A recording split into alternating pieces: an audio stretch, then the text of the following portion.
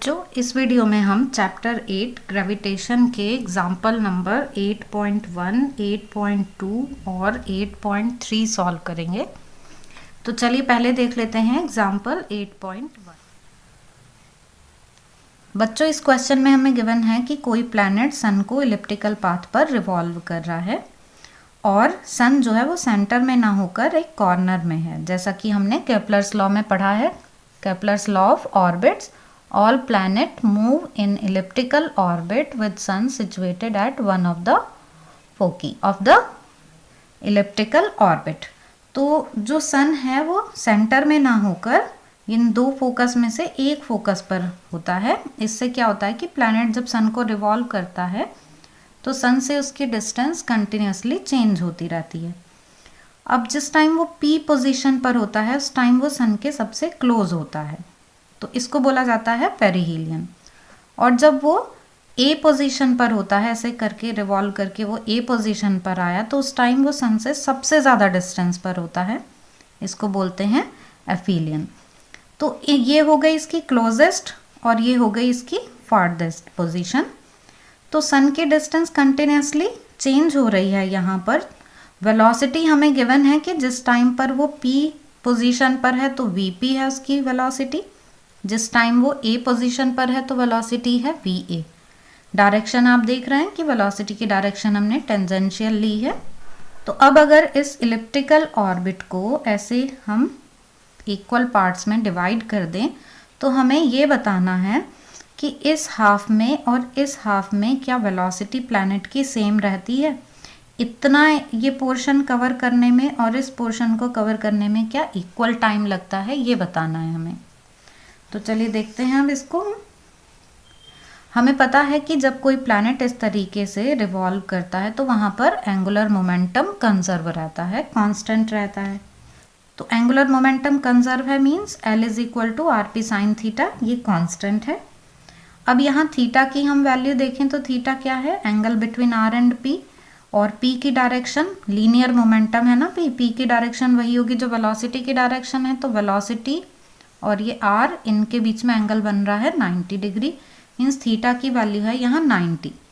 तो इस तरह से हम इस रिलेशन को ऐसे भी लिख सकते हैं, R1 P1 is equal to R2 P2 ऐसे लिखते हैं ना। तो यहाँ पर हमने इनको एफिलियन और पेरिहीलियन इस तरीके से लिख लिया है। अब P की वैल्यू रख दी हमने mv, और फिर यहाँ वेलोसिटी भी pa के लिए va रख दी, और ये p के लिए हमने vp रख दी है। मास तो एक ही प्लैनेट है इसलिए सेम ही रहेगा, तो ये मास कैंसिल हो गया और हमें मिल जाता है यहाँ पर r a v a is equal to r p v p. इसको हम इस तरीके से लिख सकते हैं, r a upon r p is equal to v p upon v ए।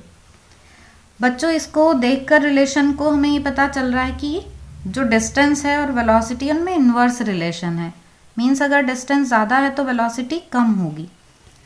और यहाँ हमको ये डायग्राम से क्लियर है कि जो आर ए है उसकी वैल्यू आर पी से ज़्यादा है। तो अगर आर ए की वैल्यू ज़्यादा है तो यहाँ पर जो वेलोसिटी है वी ए वो कम होगी वी पी से, मीन्स वी ए की वैल्यू वी पी से कम है। तो इस पोर्शन में, इस पूरे पोर्शन को कवर करने में उसकी वेलोसिटी इसके कंपैरिजन में कम रहेगी, क्योंकि यहाँ से प्लैनेट हर बार पास ही रहेगा इस पोर्शन में, और इतने पोर्शन में कंपैरेटिवली ज़्यादा डिस्टेंस पे रहेगा, और ज़्यादा डिस्टेंस मतलब वेलोसिटी कम। तो ये बी ए सी पोर्शन को कवर करने में उसको ज़्यादा टाइम लगेगा इसके कंपैरिजन में। अब इससे केपलर्स लॉ ऑफ एरियाज भी वेरीफाई होता है कि इक्वल टाइम में इक्वल एरिया कवर करते हैं प्लैनेट।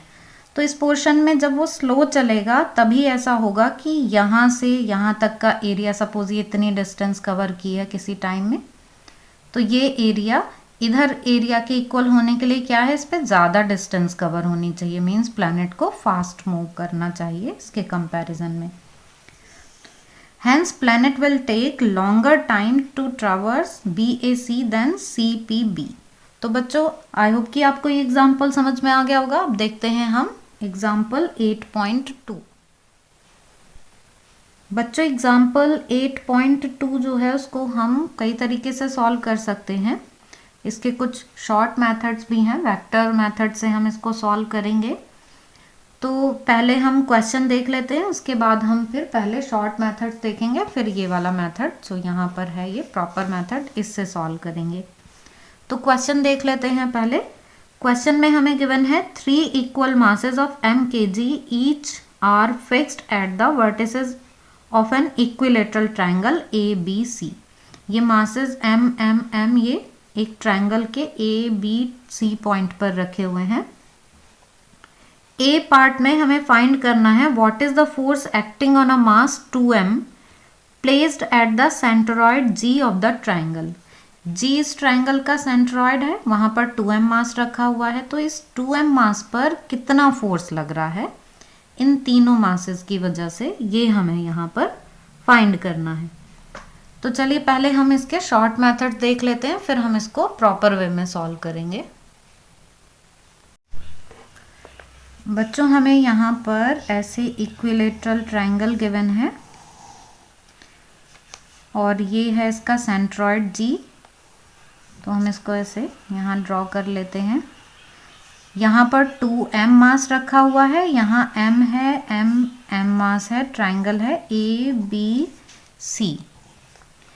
अब जो ये दो मासेस हैं इनके बीच में फोर्स ऑफ अट्रैक्शन लगेगा, मींस m जो है 2m को अपनी तरफ अट्रैक्ट करेगा। तो ये डायरेक्शन हो गई फोर्स की, और ये है G।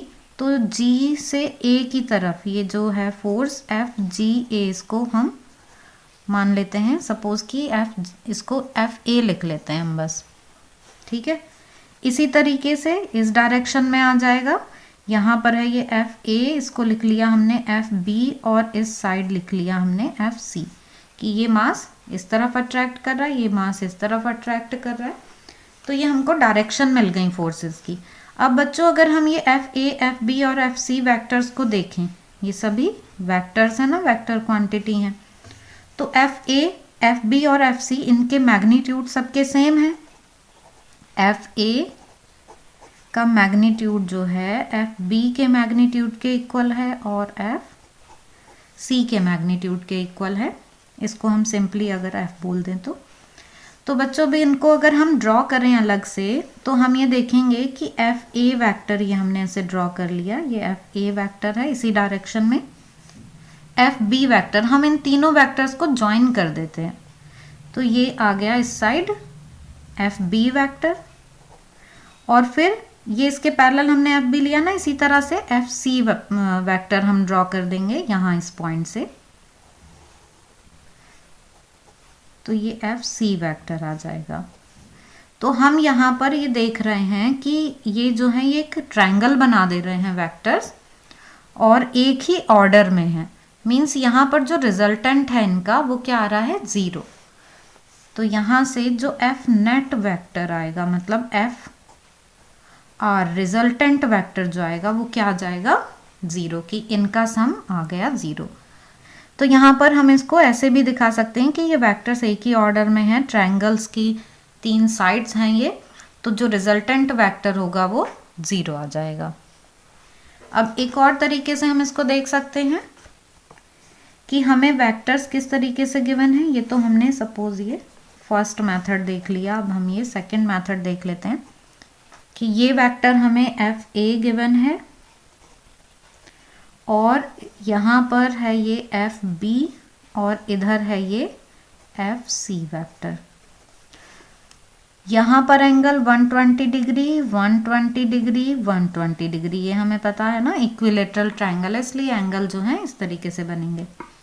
अब FB और FC का जो रिजल्टेंट है वो जस्ट इसके FA के अपोजिट में आएगा, क्योंकि हमें पता है कि जब दो वेक्टर जिनके मैग्नीट्यूड्स इक्वल हैं वो 120 डिग्री पर होते हैं तो उनका रिजल्टेंट जस्ट मिड में आता है, और रिजल्टेंट का मैग्नीट्यूड भी इन दोनों वेक्टर्स के मैग्नीट्यूड के इक्वल होता है। मीन्स ये जो वेक्टर आएगा FBC, इसका मैग्नीट्यूड इक्वल होगा FB के मैग्नीट्यूड के और FC के मैग्नीट्यूड की।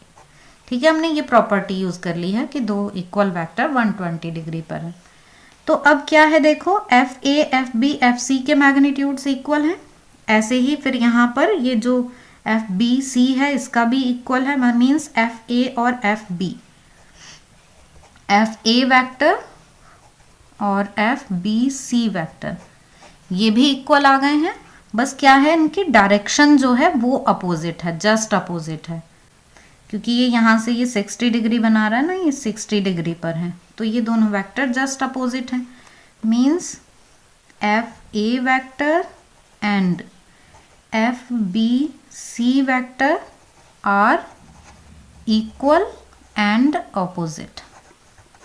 तो इक्वल एंड अपोजिट है, इसलिए क्या होगा, जो इनका सम होगा, यहाँ पर ही लिख देती हूँ मैं कि जो इनका सम होगा ये F A vector plus F B C vector, ये क्या आ जाएगा, 0।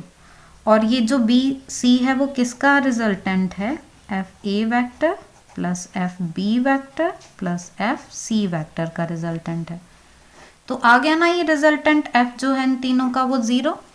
तो हम इसको इस तरह से भी लिख सकते हैं। अगर हमें ये वेक्टर सपोज इस तरह से इक्वल ना दिए हों, इक्विलेटरल ट्रायंगल ना हो, तो तब हम किस तरीके से सॉल्व करेंगे, तो वो देख लेते हैं। बच्चों ये जो डायग्राम है इस पर यहाँ आप कंपोनेंट्स देख रहे हैं, तो इनको हम एक बार अलग से समझ लेते हैं, फिर यहाँ क्वेश्चन देख लेंगे। बच्चों डायग्राम के जो कंपोनेंट्स हैं उनको हम समझ लेते हैं कि बड़े डायग्राम में, फिर हम सॉल्व कर लेंगे इस क्वेश्चन को।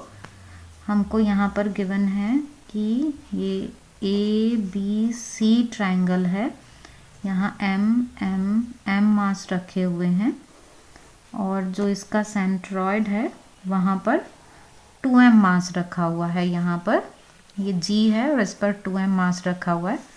हमें ये गिवन है कि यहाँ पर ये है x एक्सिस और ये एंगल है 30 डिग्री, ऐसे ही ये जो है ये है y एक्सिस, ये हमें क्वेश्चन के डायग्राम में ही गिवन है। तो अब हम कंपोनेंट्स ले लेते हैं। इधर है ये एफ ए वैक्टर, इधर है ये एफ बी वैक्टर और इधर है ये एफ सी वैक्टर। तो हम एफ बी और एफ सी इनके कंपोनेंट्स ले लेते हैं एक्स एक्सिस और वाई एक्सिस के अलॉन्ग। ये है इधर प्लस वाई, तो इस साइड क्या होगा, ये माइनस वाई। ये एक्स एक्सिस है तो इस साइड यहाँ क्या होगा, माइनस एक्स एक्सिस हो जाएगा। अब हम कंपोनेंट्स देखें बच्चों, तो एफ बी का कंपोनेंट इस माइनस एक्स एक्सिस पर क्या होगा, अगर ये एंगल 30 है ये भी 30 होगा, है ना।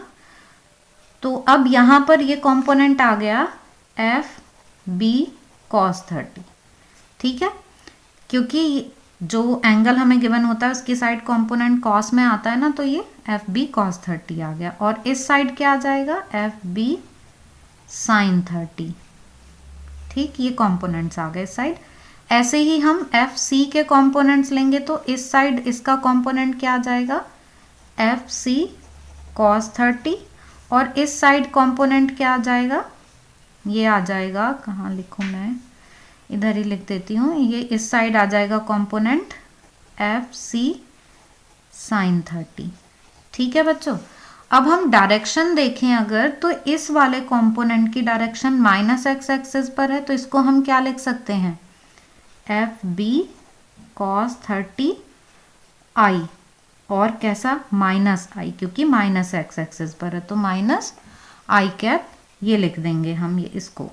ऐसे ही यहाँ इसको क्या लिखेंगे हम, यहाँ इसके साथ आ जाएगा ये प्लस आई, यहीं पर ही लिख देती हूँ ये समझाने के लिए आपको, क्योंकि ये पॉजिटिव एक्स एक्सिस पर है।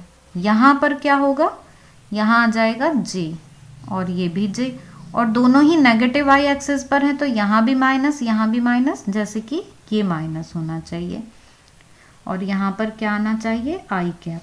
तो ये कंपोनेंट्स आ गए हैं बच्चों एफ बी और एफ सी के।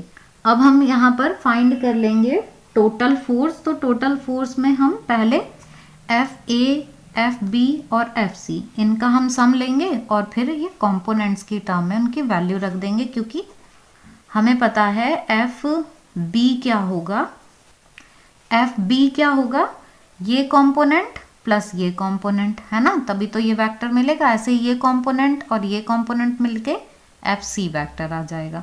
तो ऐसे हम एफ बी एफ सी की वैल्यू ले लेंगे, और एफ ए हमारे पास क्या है, यहाँ पर सीधे हम इसको ऐसे लिख सकते हैं एफ ए और यहाँ जे, ठीक है, पॉजिटिव वाई एक्सिस में है इसलिए इसको ऐसे लिख सकते हैं। तो चलिए हमने यहाँ पर सारे कंपोनेंट्स लिख लिए हैं एफ बी और एफ सी के, जो अभी हमने वहाँ देखे, समझ में आ गया होगा आपको। तो चलिए अब हम नेट फोर्स फाइंड कर लेते हैं। नेट फोर्स फाइंड करने के लिए हम क्या करेंगे, एफ ए, एफ बी और एफ सी की वैल्यूज लिखेंगे और उनको हम ऐड कर देंगे, उनका वेक्टर सम ले लेंगे हम। तो एफ ए की वैल्यू, फॉर्मूला हमने ये law of gravitation apply G, जी m1 m2 upon r square. Direction क्या है एफ ए की, अलोंग पॉजिटिव वाई एक्सिस, तो इसको हमने क्या लिख दिया, जे कैप। ठीक है, तो ऐसे ये आ गया हमारे पास 2gm² जे। यहाँ r की वैल्यू क्या गिवन है, 1। ये हमें ये सारे डिस्टेंस 1 गिवन है ना, तो ये वैल्यू r की हमने 1 रख दी, तो 2gm² जे कैप ये आ गया हमारे पास। अब हम एफ बी की वैल्यू निकालते हैं। अब एफ बी जो है वो इन दोनों कंपोनेंट्स का तो रिजल्टेंट है, तो हम इन दोनों कंपोनेंट्स को ऐड कर लेते हैं। ये कंपोनेंट किस डायरेक्शन में है, माइनस एक्स एक्सिस में, तो इसमें हम माइनस आई कैप लगा देंगे। ये कंपोनेंट माइनस वाई डायरेक्शन में है, तो इसमें हम माइनस जे कैप लगा देंगे। तो हमने ऐसे ही लिख लिया, ये एफ बी कॉस 30 यहाँ आई कैप और एफ बी साइन 30 यहाँ जे कैप, दोनों ही नेगेटिव एक्सिस पे हैं इसलिए दोनों माइनस में आ गए। एफ बी की वैल्यू वो रख दी हमने, तो मैग्नीट्यूड वाइज तो ये सब सेम ही है ना, तो यही वैल्यू आ जाएगी 2gm², तो 2gm² आ गया, और ये वैल्यू माइनस कॉस 30 आई कैप और माइनस साइन 30 जे कैप, ये आ गया ब्रैकेट में। सिमिलरली अब हम यहाँ एफ सी की वैल्यू फाइंड कर लेंगे। एफ सी की वैल्यू देखें तो ये पॉजिटिव एक्स एक्सिस पर है, तो पॉजिटिव एक्स एक्सिस पर जो कंपोनेंट है उसको हम यहाँ आई कैप लिख लेंगे, जो नेगेटिव वाई एक्सिस पे कंपोनेंट है उसको हम माइनस जे कैप के साथ लिख लेंगे। तो यहाँ एफ सी कॉस 30 आई, ठीक है, ये पॉजिटिव और ये नेगेटिव वाई एक्सिस पर, इसलिए यहाँ पर माइनस साइन आ गया और यहाँ जे आ गया है। ऐसे ही एफ सी की वैल्यू रख दी हमने 2gm² और ब्रैकेट में ये वैल्यूज आ गई हैं। तो हमारे पास ये एफ ए की वैल्यू है, ये एफ बी की वैल्यू है, ये एफ सी की वैल्यू है। अब हमें क्या करना है, रिजल्टेंट फाइंड करना है, मींस इनका वेक्टर सम लेना है। तो अभी हमने ये सारे वेक्टर फॉर्म में लिए हैं ना, तो जस्ट इनको हम ऐड कर देंगे। ठीक है, तो अब हम ये सब ऐड कर देते हैं। ये सारी वैल्यूज हमने रख दी, देखिए एफ ए की वैल्यू 2gm² जे कैप ये रख दी, और ये एफ बी की वैल्यू ये है 2gm² माइनस कॉस 30 आई कैप माइनस साइन 30 जे कैप ये रख दी है, और एफ सी की ये वैल्यू है, ये हमने यहाँ पर रख दी है एफ सी की वैल्यू। तो ये F A, F B, F C इन सबको हमने ऐड कर दिया है। अब यहाँ पर हम देखते हैं कि 2gm² सबसे कॉमन है, तो इनको हमने कॉमन ले लिया, तो यहाँ पर सिर्फ जे कैप बच गया।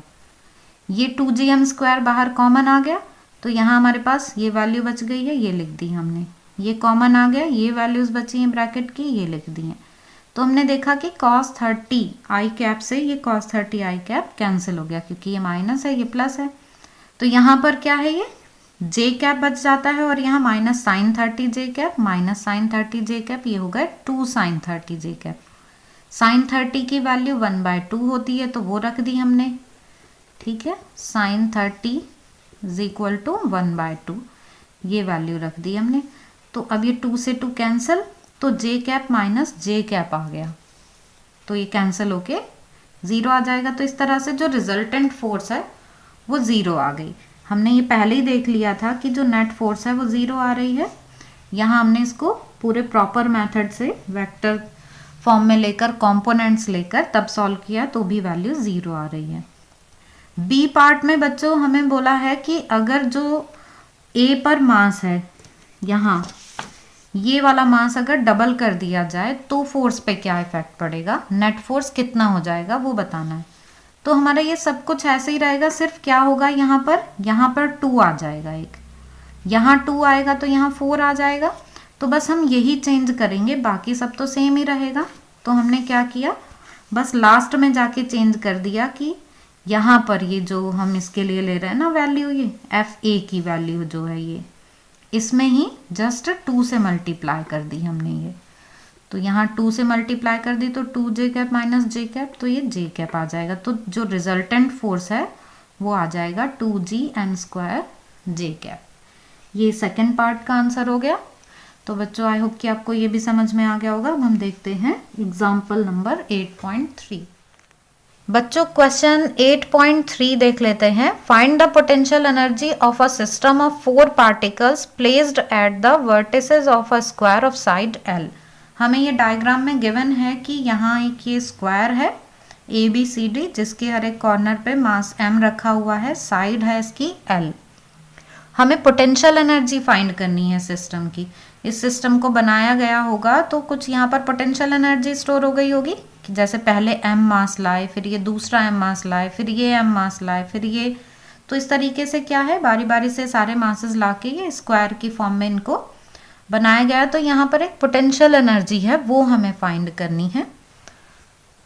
Also obtain the potential at the centre of square, और फिर हमको इस स्क्वायर के सेंटर पर पोटेंशियल भी फाइंड करना है, इन सभी मासेस की वजह से वो फाइंड करना है। तो चलिए सॉल्यूशन देख लेते हैं इसका। AD is equal to BC is equal to √2L, ये हमने फॉर्मूला लगा दिया है डायगोनल का, √2 इंटू साइड, तो उससे ये वैल्यू आ गई √2L। R इस डायगोनल का हाफ है जस्ट, तो R is equal to √2L upon 2, ये आ गया। तो R की value in terms of L upon √2 आ जाती है।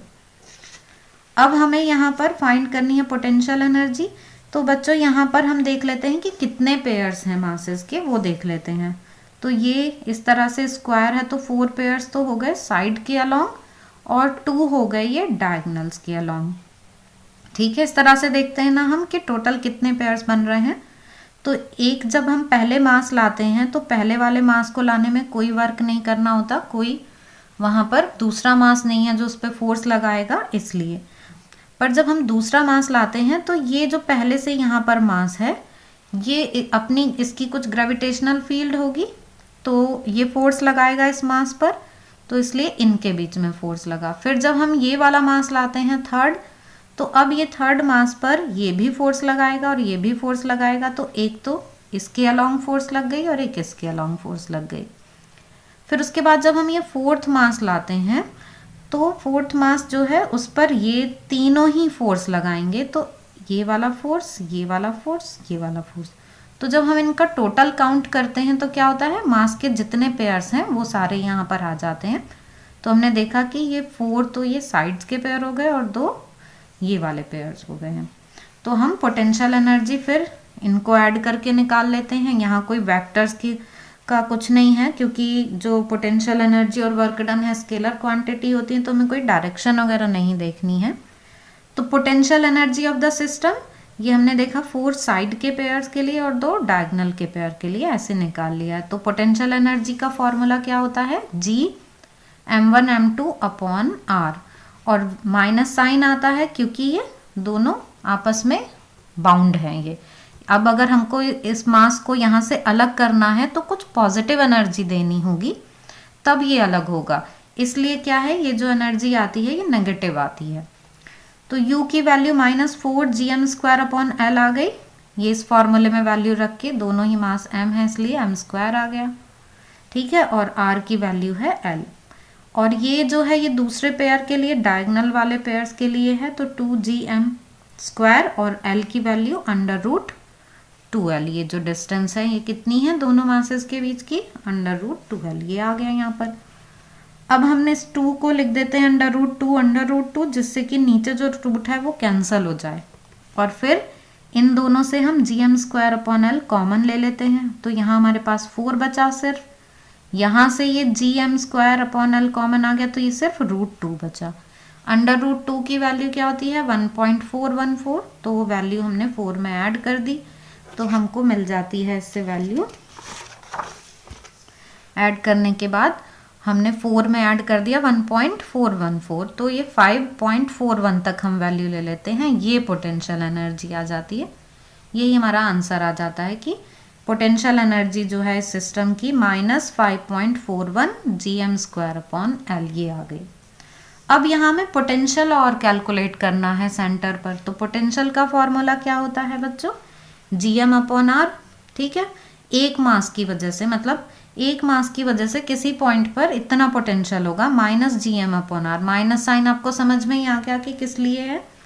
अब यहाँ पर हम 4 से मल्टीप्लाई कर रहे हैं क्योंकि 4 मासेस हैं, ऐसे स्क्वायर है ना, तो वहाँ पे हमें हर एक मास की वजह से फाइंड करना है, इसलिए हम 4 से मल्टीप्लाई कर देते हैं और फिर r की value in terms of l रख दी हमने। तो ये जो √2 है यहाँ 4 के साथ मल्टीप्लाई में आ गया, तो v is equal to -4√2 gm/l, ये वैल्यू आ जाती है। तो बच्चों आई होप कि आपको ये तीनों ही एग्जाम्पल्स अच्छे से समझ में आ गए होंगे, काफ़ी अच्छे एग्जाम्पल्स हैं ये। फिर भी आपके कोई भी डाउट्स हों तो आप कमेंट सेक्शन में पूछ सकते हैं।